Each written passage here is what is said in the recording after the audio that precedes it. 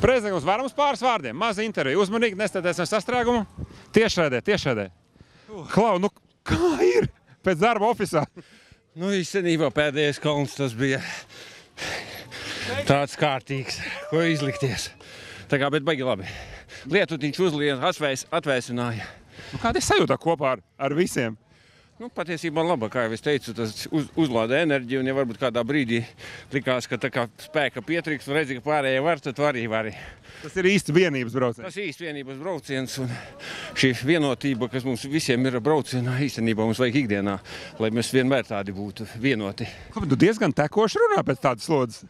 Nu, es tomēr spēlēju basketbolu, te jau sportisko formu uztur vienīgais ar velosipēdu. Nav šogad brauc. Pirmā reize šodien. Priekš pirmās reizes cepurnos? Nu, tu tās novilkšu. Viņš, lai atlaiž. Bet no riteni trenēties jau nav bijis nekad. Šogad vispār un arī agrāk. Nav sanācis. Agrāk jau patiesībā brauc, bet es šogad vairāk veltīju basketbolam. Vajadzētu tā kā ielikt kaut ko tajā prezidenta protokolā, ka ir kaut kādas stundas nedēļā jāatvēl velospēdam.